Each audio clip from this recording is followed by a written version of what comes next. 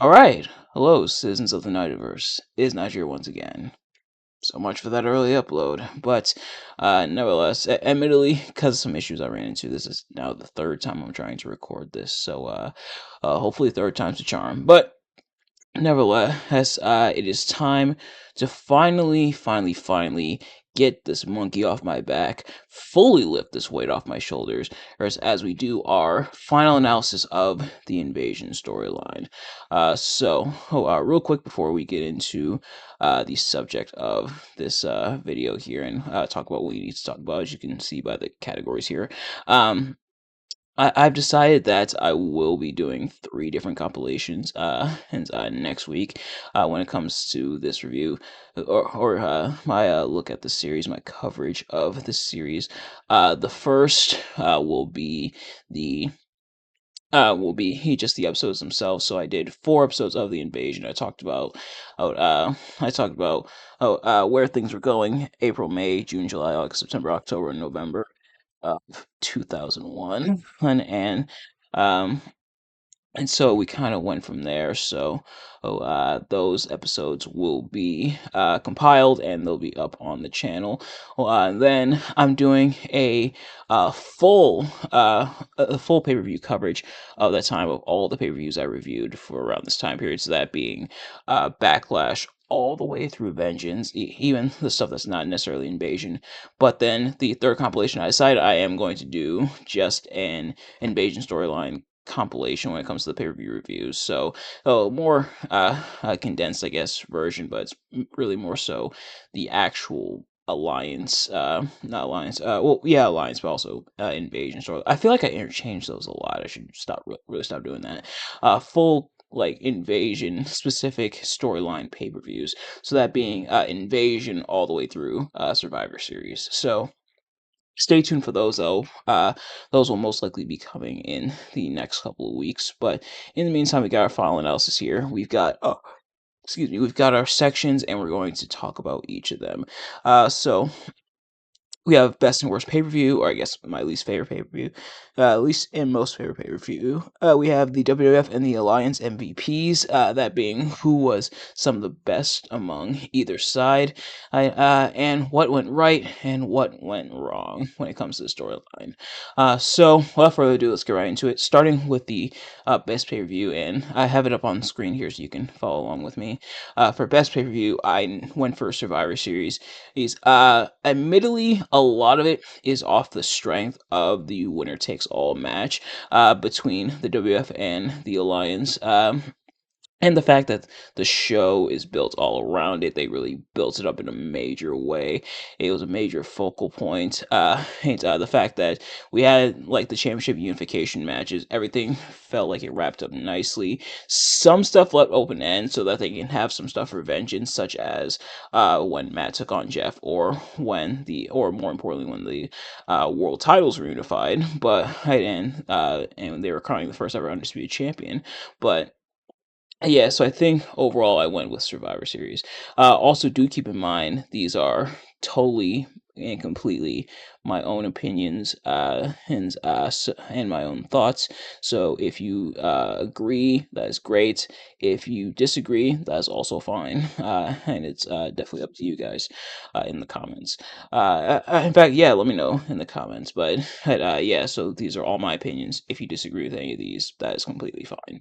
But next up, for the worst pay per view, or I guess my least favorite pay per view, I opted for Rebellion. And admittedly, A, it was kind of a toss up between Rebellion and Insurrection, and B, I can't really bully the pay per views too much. Those were the UK shows. So those were kind of in a way glorified house shows, not really a whole lot of meat on the bones when it comes to storyline continuity. It's still within story, but it doesn't really fully advance anything, and it's not even really treated as canon. So, admittedly, me going all in and um, really harping on these too much, that I feel like that's not really fair.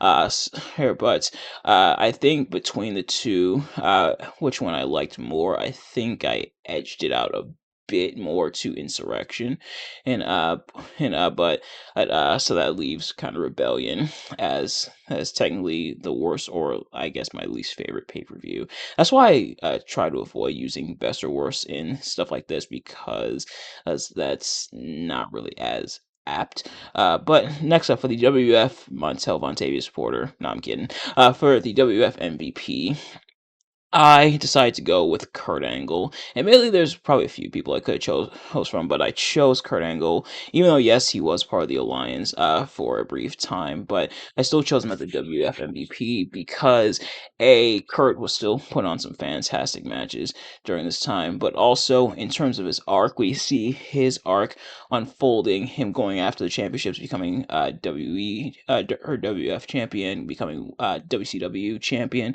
and I've been referring to it as the WCW World Championship this whole time, but really it's more so more so the WCW Championship, is what it's called. But nevertheless, so excuse me. So, I went with Kurt Angle, however, and truth be told, Kurt, seeing his arc was very interesting, and crazy thing is only his second, technically his second calendar year in the WF, and this is the storyline he's got, that being, the yeah, invasion story.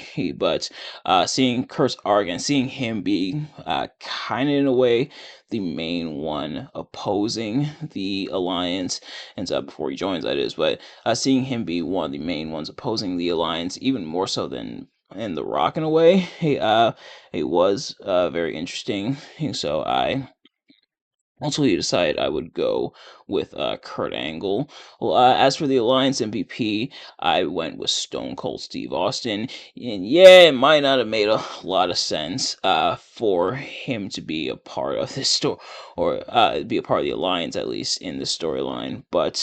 Um, but he was still admittedly still pretty entertaining in his role. Oh, and he had an interesting arc as well. Oh, especially the threat of him becoming more and more unhinged as he continued in his run, uh, especially as the WF champion, which he spent a good portion of the time as WF champion, and he lost it briefly, of course, but he got it right back. But seeing how Austin just becomes more and more unhinged, and more and more paranoid, and really trying to assert himself over the other members of the alliance, and really the dynamic that created, I think, was pretty cool and pretty interesting to see. So I went with Austin for the alliance. As for what went right, because not everything went wrong with the invasion storyline. And there's the winner takes all match. Very very awesome match, and great way, I think, to end the storyline as a whole. Well, not everything was perfect, but to see it end off in such a big way, I think was very interesting to see. Was very great to see, and hey, at least you end off well. And the way they built towards it not just as throughout the show itself, that being Survivor Series, but even all throughout, like the fact that it comes down to this, the amount of weight they put behind it, and put behind the whole, this is the end of a legacy. One legacy is dying, either WF or WCW. I think that was very well done. Um, and now also says certain stars getting pushed. So that includes people like Kurt Angle, Chris Jericho, RVD from the Alliance, Booker T to an extent, and in the Alliance. And I did like how it wasn't just the same people. They kind of experimented with who they pushed and everything, and as much as it kind of messed up the Alliance, and there were certain stars that really stood out, and that the crowd were really into, and so they very much played up on that. Then hell, even Tess got a push, which was cool, and I kind of mentioned it in my Survivor Series review. If you haven't already, go check out that review, as well as any other reviews, or if you want to wait for the compilation, that's fine as well. But But yeah, so that was cool to see. Now, when I say consistent storylines, I mean that a lot of the storyline threads, some of them were abandoned as time went on, but others, I think, stayed. We saw the thread. We saw it continue to build and build before, or we saw most of them be resolved, whether at Survivor Series or otherwise. Not all of them had the most satisfying conclusion, but a lot of them did have conclusions and or constant threats even in the match, such as Jericho and The Rock, their kind of rivalry and their issues that they had. Austin and The Rock, Austin's dynamic with Mr. McMahon and how that shifted. It to an extent, even though I'm gonna complain about it next, Shane versus Vince, and which had been bubbling even before WrestleMania, and then really showed itself once the invasion storyline got underway. So I think those aspects, them really building those, I think really helped uh, really helped keep things together and keep things connected and keep that continuity in a way. Like I said, not every storyline throughout got that treatment. Unfortunately, that's kind of just the nature of things. But to see a good portion of them, and more specifically, like the really important ones, I think was pretty good. And then finally, Jr. and Paul Heyman as a commentary duo. A lot of people feel it's a very underrated commentary duo. And for the most part, I'm inclined to agree. They made for a really good match on commentary. Yeah, having them kind of ping off each other, having Paul Heyman be the one with the antics, while Jr. being the straight man for him, just like what he did for Jerry Lawler. Or except her, and it's to the point where you kind of miss them once Vengeance came about and Paul Heyman was fired in storyline. And you did kind of miss them, but yeah, pairing them together, I think, made for a very interesting dynamic. But as for what went wrong, on what they definitely could have did it better, and this is where we really get into the meat and potatoes of things. For starters, here's the big one: the lack of star power. And I put Alliance in parentheses because it mainly was on the Alliance side, but there was some missing from the WF side of things. Now, not all of these were completely by choice. We had a lot of people either on the shelf or not there. Her, uh, her Triple H tore his quad. He missed the invasion storyline. Rikishi injured his shoulder. He missed the invasion storyline. Chris Benoit injured. I believe he injured his shoulder as well, so he was out. Eddie Guerrero had gotten released. He's Shawn Michaels wouldn't be back into the fold until next year. He was still in retirement at this time. I'm a lot of big players on the WF side. I'd and uh and a lot of, but I think the majority of the big players were missing from the Alliance side, especially when it came to WCW, who not buying out the Time Warner contracts, and kind of just letting them expire without bringing them in, and I think was a huge disservice. So we got no Goldberg, no Bret Hart, and admittedly Bret Hart was retired by this time. No Goldberg, no Bret Hart, no ONWO, all these big players missing. No Sting, although Sting intentionally didn't want to be. He signed and he left for TNA and everything. But and no Jeff Jarrett hit as well. So all these big names and no Scott Steiner. Or the list goes on essentially. All these big names that were missing from the Alliance side really, uh, really, I think, was a big thing that kind of shot the Alliance in the foot in a lot of ways, and I think it really hurt them overall in the long run. And what also hurt them was that the Alliance looked weak at a lot of points. The Alliance looked strong at some times. They won out sometimes, such as gaining Austin, gaining Angle, having the WF Championship in their ranks for pretty much the entirety of Austin being a part of the Alliance. And but otherwise, they were not made to look as strong as the WWF, at least not on a completely consistent basis. Is the next one too much McMahon, and a lot of it felt like Shane and Stephanie versus Vince. Featuring WF and WCW and ECW, there was way too much McMahon, and having Shane and Stephanie be authority figures for the alliance sounds cool on paper, and admittedly he and admittedly he if Triple H was healthy, him having to choose between his wife, who's in the alliance, or the WWF, I think would have made for an interesting dynamic. But it didn't feel like WWE versus WCW slash ECW. It felt like McMahon versus McMahon, just featuring some of these people on these rosters. So that was so that hampered things a lot. And they definitely could have fixed that for sure. And we'll get to that in just a moment. And the last one was weird defections. Why was Austin part of the alliance? Why was Angle part of the alliance? Austin, the man who had been famously fired by WCW for being unmarketable, which, I mean, to be fair, Austin himself admits that was the case back then. But the man who was fired by WCW, who spent like a cup of coffee in ECW, who admittedly it was a very important cup of coffee because we saw the beginnings of the Stone Cold character before it went full blown by the time he got to the WF. And then Kurt Angle, the man who almost didn't join pro wrestling because of ECW, who why did they defect over to the alliance? And there were all kinds of defections. Why was Christian in the alliance? Surprisingly, Jericho and Big Show stayed part of the WWF.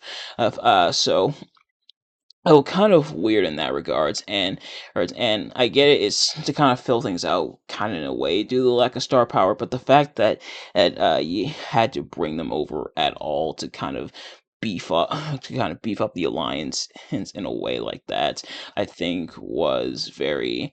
It was very weird. It was very interesting. It was very telling as well. Here's what I'll say. A lot of people feel that this is the worst storyline in WF history, or at least one of the worst, one of the most mishandled storylines in WWE's history. And truth be told, there's been a lot of them. Do I think this is the worst storyline WWE's ever done? No. Do I think this is even the worst long-term storyline WWE's ever done? No. Oh, was this mishandled? I would say yeah. Were there a lot of things that he could have done differently? Excuse me, absolutely. He now were they kind of handcuffed by some of the circumstances surrounding them in a way. But were there workarounds to those? Yeah.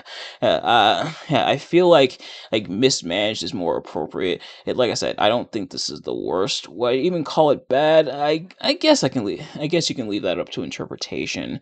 And it's bad in a lot of aspects. Because when you look at the totality of it, but there is some gems in the rubble pile. Also, now what in fact would I have done differently? He we will get to that in just a moment. So I'm gonna put an edit here. All right, so I am back now. As for what would I do differently in the story line, well, for starters, I would swap out the authority figures. Vince staying in charge of WF was fine. I'm not against that. Mick Foley was still there. He was still commissioner. I forgot to mention he was at Survivor Series, and it seemed like a work shoot almost saying he'd rather be he at the actual Survivor Series in the Greensboro Coliseum. Instead, he was at WF New York.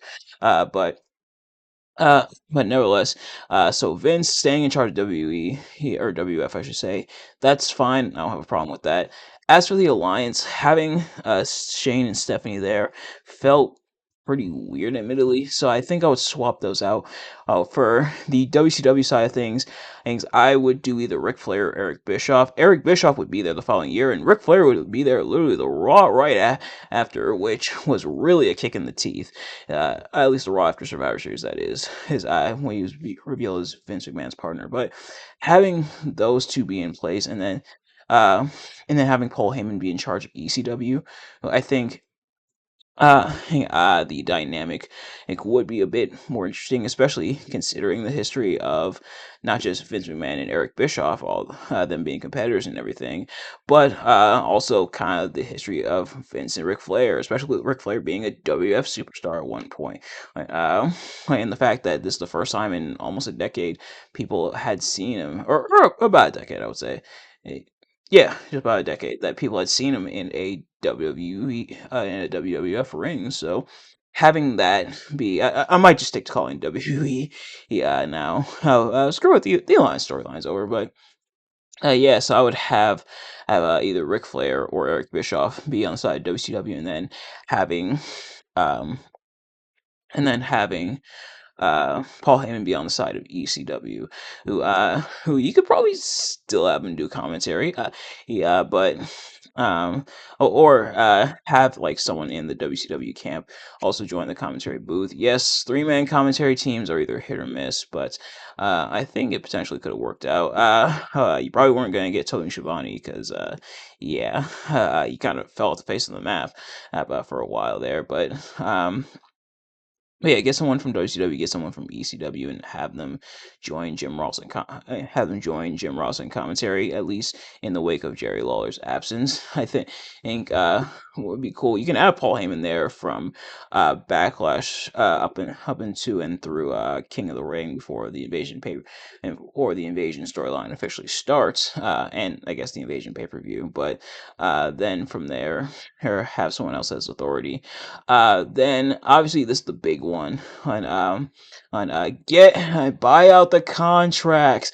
Bring the boys in and actually treat them with adequate respect, which it seems like a very novel concept for Vince McMahon. And yeah, treat them with respect, like actually have them be a big deal, have the alliance feel like an actual big deal, and have it be a true clash. The thing about and I'll use this analogy, if for those of you who have played Marvel vs. Capcom, they essentially bring together the best of both worlds. Well, it's the Marvel side and the DC side. Not the DC side. Like, could you imagine Marvel DC crossover game? Next discussion review or discussion video idea? Who knows? But but but in Marvel vs. Capcom, showing the best of both sides. Capcom has Ryu, Ken, Bison, and Akuma, and not even just the Street Fighter characters. It also has Morrigan from the Darkstalkers, Strider, Mega Man before they had to switch to Zero. Thanks, Nintendo. And eventually you had characters like Nemesis, Frank. What? For um, Hank West as I'm sorry, I'm all over the place.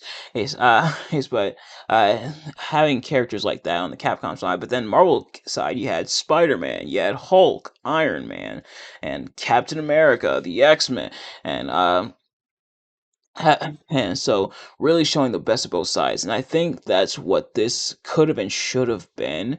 And now if you want to have defections between each side, I'm not totally against that, but make it make sense. And at least that's all I ask, just make it make sense.